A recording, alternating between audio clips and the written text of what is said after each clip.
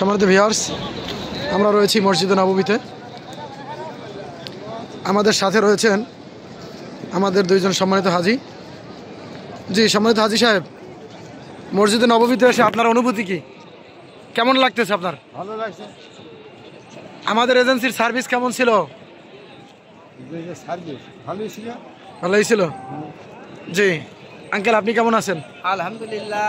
আপনার পরিচয়টা একটু দিবেন। জি, আমার পরিচয় বাংলাদেশ, জেলা ঝিনাইদহ, গ্রাম কামালহাট।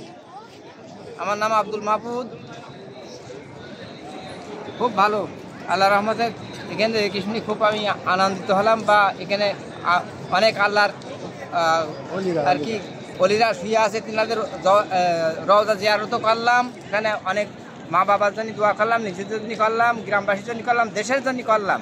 করে আমরা এখন বাসার দিকে যাচ্ছি আস্তে আস্তে। আবার আমার কাছে চা আছে বাবু, চা একটা চা খাই, দুটো চা দুটো চা খাওয়া হচ্ছে।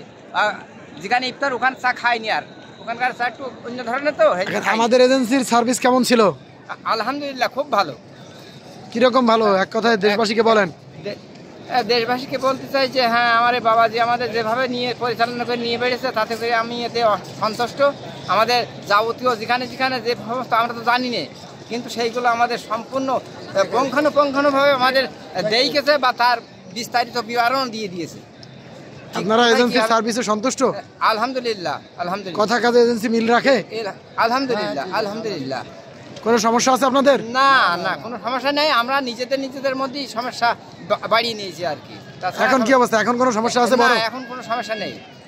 দেশবাসীর জন্য দোয়া করছেন? হ্যাঁ, ইনশাআল্লাহ। আত্মীয় স্বজনের জন্য? আলহামদুলিল্লাহ, হ্যাঁ করেছি, অবশ্যই করেছি। হিলফুল ফুজুল ট্যুরস অ্যান্ড ট্রাভেলসের পক্ষ থেকে, আন্তরিকতার পক্ষ থেকে আপনাদেরকে মোবারকবাদ, ধন্যবাদ। মা আসসালাম, আসসালামু আলাইকুম রহমতুল্লাহি ওয়া বারাকাতুহু।